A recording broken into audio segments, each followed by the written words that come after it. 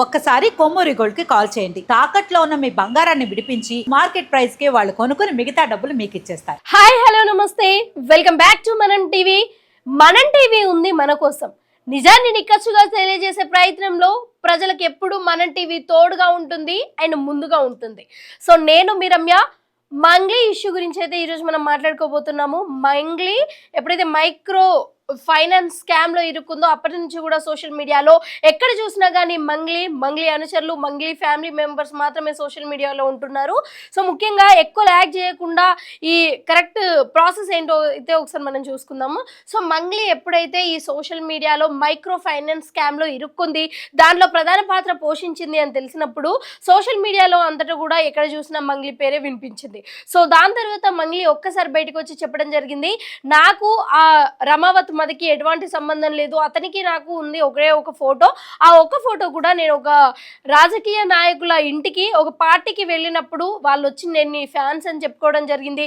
దాని తర్వాత ఇంటికి పిలిచి డిన్నర్ చేపించారు, అక్కడే ఒక ఫోటో తీసుకున్నాము.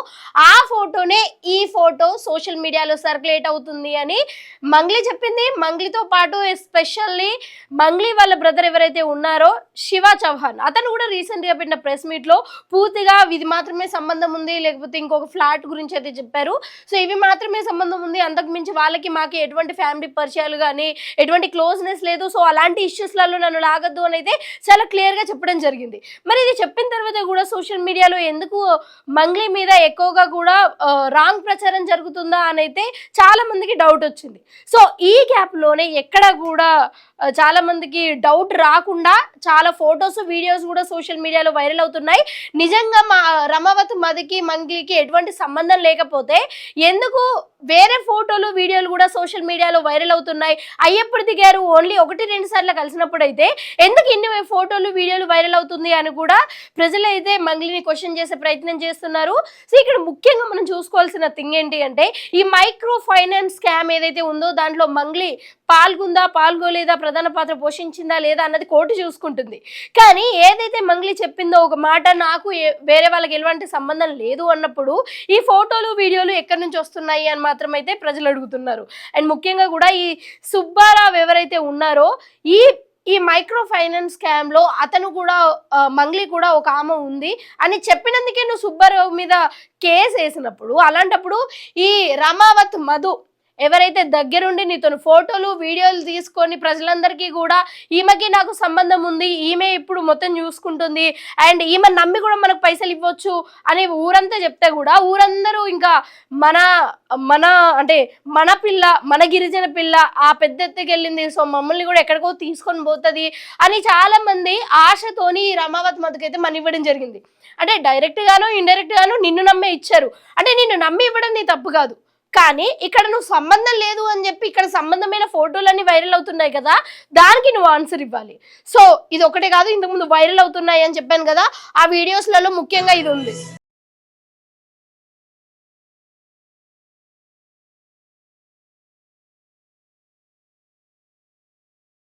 సో చూస్తున్నారు కదండి, ఈ వీడియోలో ముఖ్యంగా మంగ్లీ వాళ్ళ సిస్టర్ అండ్ ఆల్సో మంగ్లీ వాళ్ళ బ్రదర్, మంగ్లీ వాళ్ళ ఇంట్లోనే రమావత్ మధు, వాళ్ళ అమ్మ, వాళ్ళ సిస్టర్ ముగ్గురు కలిసి ఒక మంచి బీజిఎం అయితే పెట్టుకొని ఉన్నారు. మరి ఎలాంటి సంబంధం లేనప్పుడు నట్టింట్లో ఎలా ఉంటాడు రమావత్ మధు అన్న ఒక న్యూస్ వస్తుంటే ఇది చూడండి, చాలా క్లియర్గా ఉందా? మంగ్లీ, రమావత్ మధు సో చైన్లలో దిగిన ఫోటో లాగైతే ఇది కనిపిస్తోంది. సో ఎలాంటి సంబంధం లేనప్పుడు కలిసి ఇలాంటి అవతారంతో, అంటే సెలబ్రిటీ హోదా ఉన్నప్పుడు ఎవరైనా సరే మంచిగా రెడీ అయ్యి బయట ఫంక్షన్స్కి అటు వెళ్తూ ఉంటారు కదా. సో ఎలాంటి అంటే ఓన్ ఫ్యామిలీ అయితే తప్పించి ఇలా రెడీ అయ్యి ఇలా చైన్లకైతే వెళ్ళరు సెలబ్రిటీస్ ముఖ్యంగా. సో ఇలాంటి పరిస్థితులలో చూస్తున్నట్టయితే, అంటే ఇంతకుముందు వీడియో చూపించాను కదా, ఆ వీడియో ఇదంతా చూస్తున్నట్టయితే వాళ్ళైతే క్లోజ్నెస్ అని అయితే అర్థమవుతుంది.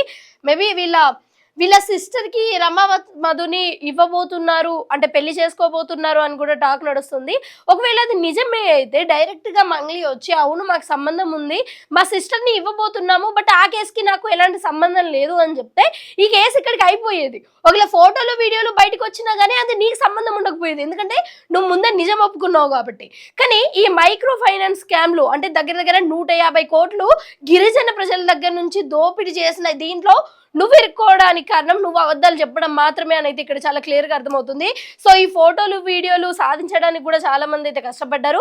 సో మెయిన్ గా ఈ ఫోటోలు వీడియోలు వైరల్ చేసింది అయితే సంపత్ నాయక్. ఒకసారి సంపత్ నాయక్ కూడా కాల్ చేద్దాం, అతనికి ఈ ఫోటోలు వీడియోలు ఎలా వచ్చాయి, ఈ ఫోటోల వెనుక ఇంకేమైనా స్టోరీ ఉందా లేదా అన్నది తెలుసుకునే ప్రయత్నం అయితే చేద్దాం. సో సంపత్ నాయక్ అయితే ఒకసారి కాల్ చేసే ప్రయత్నం చేద్దాం, అసలు అతను ఏమంటాడు, అతని తరపున ఏముంది ఏంటి అన్నది కూడా అంతా తెలుసుకుందాము. సో ఓవరాల్ గా ఈ సంపత్ గారే ఈ మనకు ఫొటోస్ అండ్ వీడియోస్ అయితే పెట్టారు. ఇవి ఎక్కడి నుంచి పెట్టారు, ఎలా పెట్టారు అండ్ వాళ్ళు సారీ అనదర్ కాల్ వస్తుంది, ఇంకోసారి కాల్ చేసే ప్రయత్నం చేద్దాం. హలో, ఇదే అండి సంపత్ నాయక్ గారు, నమస్కారం అండి. నమస్తే నమస్తే మేడం. సో మీరు చెప్పండి, మీరే కదండి ఈ ఫొటోస్ వీడియోస్ అయితే సోషల్ మీడియాలో వైరల్ చేసింది. సో దీని వెనకాల స్టోరీ ఏమైనా ఉందా, లేకపోతే ఈ వీడియోస్ ఫొటోస్ మీకు ఎక్కడి నుంచి వచ్చాయి? సో ఈ ఫొటోస్ వీడియోస్ చూసిన తర్వాత నిజంగానే వాళ్ళ మధ్య ఏమైనా సంబంధం ఉంది అని మీరు అనుకుంటున్నారా? మేడం నేను ఒకటే చెప్తున్నాను, ఇక్కడ బాధితుల్లో ముఖ్యంగా 90% పేద ప్రజలు, పేద బిడ్డలు, తట్టు బంజారా బిడ్డలు ఉన్నారు. ఇది తెలిసిన తర్వాత బిడ్డల పక్షాన నిలబడాలనుకున్నాం. ఇప్పటి వరకు 9 మంది చనిపోయినారు, ఒక 4 ఆల్రెడీ చావు బతుకుల మధ్యలో ఉన్నారు, పాయిజన్ తీసుకున్నారు. నేను ఒకటే చెప్తున్నాను, మంగ్లీకి మధుకు సంబంధం లేదన్నది బాధ్యతగా మంగ్లీకి మధుకు సంబంధం ఉంది. ఆ ఫోటోలు వచ్చినాయి, ఆ వీడియోలు వచ్చినాయి. ఇవాళ ఫస్ట్ ఒక ఫోటో వచ్చిన తర్వాత ఫ్యాన్ అనుకుంటే చెప్పింది, దాని తర్వాత రెండోది వీడియో కూడా వచ్చింది. దాని తర్వాత మేము ఏదైతే ఉందో ఇవాళ చనిపోయిన దాంట్లో కేవలం ఆ 9 మంది లంబాడి బిడ్డలు, బంజారా బిడ్డలు. ఇవాళ మరుకు సంబంధం లేదనుకున్న ఆఫీస్ దగ్గరికి వెళ్ళింది, ఆ ఫొటోస్ వచ్చినాయి, వీడియోస్ వచ్చినాయి. కాబట్టి నేను ఒకటే చెప్తున్నాను, బాధితుల పక్షాన బలంగా నిలబడతాం, బాధితుల గురించి ఎక్కడికైనా పోరాడతామని తెలియజేసుకుంటూ డెఫినెట్ గా వాళ్ళకి న్యాయం జరగాలి అంతే. సంపత్, చిన్న క్వశ్చన్ సంపత్, ఇప్పుడు రమావతి మధుకి మంగ్లీకి సంబంధం ఉందా? వీళ్ళకి మాత్రమే అంటే పర్సనల్ గా సంబంధం ఉందా, లేకపోతే ఈ మంగ్లీ కూడా ఈ మైక్రో ఫైనాన్స్ స్కామ్ లో ఉంది, ప్రధాన పాత్ర పోషించింది అని అంటారా? మీరు మీడియా ఛానల్ వాళ్ళు, మీరు మీడియాలో ఎన్ని సంవత్సరాల నుంచి చేస్తున్నారో అది మీకు తెలిసిందే. ఒకటే క్వశ్చన్, మధుకు మంగ్లీకి సంబంధం లేదని సంబంధం ఉన్న ఫోటోలు వచ్చినాయి కదా. అవును, మధుగాంతో నాకు అసలు లేనే లేదన్నది. ఆ ఎమ్మెల్యే దగ్గర నుంచి ఇంటికాడ ఫంక్షన్ అయిపోయినాక అన్నం తినడానికి పోయినన్నది. మరి ఏ విధంగా మిర్యాలగూడ నుంచి పలుకుతండ అనేది ఒక 60 కిలోమీటర్లు ఎట్లా పోయింది? ఆ రాత్రి ఏ విధంగా పోయింది? దాని తర్వాత ఫ్యాన్ అన్నది. ఫ్యాన్ తర్వాత ఇవాళ నేను ఒకటి ఏది బర్త్డే పార్టీ రోజు కూడా వీడియో రిలీజ్ చేసినాం. ఇవాళ కూడా ఒక ఎక్కడ పొలంలో ఉన్న ఫోటో కూడా రిలీజ్ చేసినాం, అంటే ఫామ్ హౌస్ లో ఉన్న ఫోటో. దాని తర్వాత ఒక వీడియో. ఇప్పుడు ఆ నిందితుడు వీళ్ళ ఇంట్లోనే వచ్చి కూర్చున్నాడు కదా. అవును, ఆ చిన్నపిల్లలు అడిగిన చెప్పారు, ఇంకా మళ్ళీ కొత్తగా చెప్పేది ఏముంది మేడం మేము. అయితే ఈ రమావత్ మధు అండ్ మంగ్లీ ఫొటోస్ మనం చూసాం కదండి. సో ఈ ఫొటోస్ మీ దగ్గరికి రావడానికి, అంటే ఈ ప్రూఫ్స్ మీరు బయటికి తీసుకోవడానికి రావడానికి ఎంతో కష్టపడి ఉంటారు. సో ఇవి ఎలా వచ్చాయండి మీ దగ్గరికి? ఇప్పుడు ఎలా వచ్చిందనేది పక్కన పెట్టండి. ఫస్ట్ బాధితులకు ఏ విధంగా న్యాయం జరుగుతుంది, ఆ బాధితులకు న్యాయం జరగడం గురించి మేము ఎంతవరకు కష్టపడుతున్నాం. సో ఒకటే మోటో, మేము ఒకటే చెప్తున్నాం, బాధితుల పక్షాన్ని నిలబడతాం, అది ఎంతవరకైనా తెగిస్తాం. మేము ఏదో మా కమ్యూనిటీలో ఉన్న పెద్దలతో లేకపోతే మిగతా వాళ్ళతో ప్రెషర్ తో చేపించాలనుకున్నా అది మూర్ఖత్వం. ఇవాళ జనసేన పార్టీ ఆఫీస్ నుంచి కూడా మాకు కాల్ రావడం జరిగింది, బాధితుల పక్షాన్ని ఇంకా బలంగా పోరాడండి, మీ వెంబటి మేము ఉంటామంటున్నారు. ఆంధ్రప్రదేశ్ లో కూడా ఇంకెక్కువ కేసులు కాబోతున్నాయి. తప్పు చేసిన వాడిని ఎవడైతే జుట్టు పట్టుకొని లాక్కొని వస్తాం, ఇది మాత్రం రాసి పెట్టుకోండి. రైట్ మేడం, ఇది బాధితుల పక్షాన్ని నిలబడతాం. కాదండి, నిజంగానే మంగ్లీ తప్పు చేసిందంటారా? ఈ మైక్రో ఫైనాన్స్ స్కామ్ లో తనకు కూడా పాత్ర ఉంది అని మీరు అంటున్నారా? ఇప్పుడు లేదని మీరు అంటున్నారా? నేను లేదు అనట్లేదండి, మీ పర్సనల్ గా చెప్పారు. రాంగ్ మేడం, అంటే ఉంది అంటారు. అంటే అంటున్నారా ఏంది? మీరు ఎవరో, మీ పేరేమన్నారు మేడం? రమ్య అండి. రమ్య గారు ఎవరో నాకు తెలియదు అని చెప్పాను. రమ్య గారితో ఉన్న ఫోటోలు వచ్చినాయి, వీడియోలు వచ్చినాయి, అన్ని ఎత్తుతున్నాయి. మళ్ళీ సంబంధం లేదనుకుంటే ఎట్లుంటారు? అది పద్ధతి కాదు కదా. నేను ఒకటే చెప్తున్నాను, మధుకు మంగ్లీకి సంబంధం ఉన్న ఫోటోలు ప్రతి ఒక్కటి వచ్చినాయి. ఇది చాలా పెద్ద మొత్తంలో జరిగింది. డెఫినెట్ గా మీ ఛానల్ ద్వారా నేను ఒకటే చెప్తున్నాను, బాధితులు శిక్షింపబడాలి, ఎవరైతే నిందితులు శిక్షింపబడాలి, బాధితులకు న్యాయం జరగాలి. సో బాధితుల తరపున మీరు ఉన్నారు, బాధితుల తరపున మీరు వాదిస్తున్నారు. ఎప్పటి నుంచో కూడా వాళ్ళ కోసము ఎటు చేసైనా వాళ్ళకి ఒక సక్సెస్ రేట్ రావాలని మీరు కష్టపడడం జరుగుతుంది కదండి. ఒక బాధితుల తరపున మీరుండి ఇప్పుడు వాళ్ళకు న్యాయం జరగాలంటే మంగ్లీ అయినా సరే, రమావత్ మధు అయినా సరే, ఏం చేస్తే వాళ్ళకు న్యాయం జరుగుతుంది? మీరేం కోరుకుంటున్నారు? మేడం, వ్యవస్థలు మొత్తం రాజ్యం చేతులు ఉన్నాయి, ప్రభుత్వాలు వీళ్ళ చేతులు ఉన్నాయి. నిన్న ఈఓడబ్ల్యూ పోలీసు వాళ్ళు కూడా బయట పెట్టారు.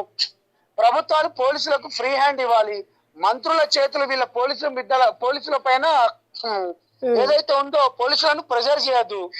ఇవన్నీ ఎక్కడెక్కడైతే డబ్బులు తీసుకున్నారో అవన్నీ వెంటనే రికవరీ చేసి బాధితులకు వెంటనే సత్వర న్యాయం చేయాలి. ఎందుకంటే ఇప్పటికే 9 మంది చనిపోయినారు, ఇంకొక 2 చావు బతుకుల మధ్య ఉన్నారు. కాబట్టి డెఫినెట్లీ మేడం ఆ విధంగా ప్రభుత్వాలు చేయాలి. కానీ ఈ మంగ్లీ వెనకాల మంత్రి ఉన్నారని, రాజకీయ నాయకులు ఉన్నారని స్టార్టింగ్ నుంచి కూడా ఈ వార్తలు వస్తున్నాయి. సో ఈ వేరే వాళ్ళని బెదిరించే విషయంలో కానీ ఓవరాల్గా అయితే ఈ మంగ్లీ వెనకాల పొలిటికల్ పార్టీస్ ఉన్నాయి అని ఏదైతే ఎంత స్ట్రాంగ్గా వార్తలు వస్తున్నాయో మీరు కూడా అంతే స్ట్రాంగ్గా చెప్తున్నారు. పొలిటికల్ పార్టీస్ ఉన్నాయి, వాళ్ళ అండదండలతోనే పోలీసులు మంగ్లీని ఏం చేయకుండా ఉంటున్నారని.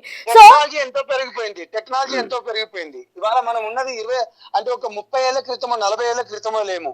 ఇవాళ మంగ్లీ గారి పైన చిన్న మాట అంటే 3 గంటలలో పట్టుకొచ్చే మన వ్యవస్థ ఇవాళ కోట్ల రూపాయలు ఇవాళ దోచుకున్నా గానీ 9 మంది చనిపోయినా గానీ ఎందుకు నిద్రా వ్యవస్థలు ఉన్నారు. అల్లు అర్జున్ లాంటి వాళ్ళను తీసుకొని వచ్చి అరెస్ట్ చేసే శ్రద్ధ ఇవాళ మంగ్లీ గారి పైన ఏం జరుగుతుంది? ఇవాళ పేద బిడ్డలు అంటే చులకనగా ఉండదా?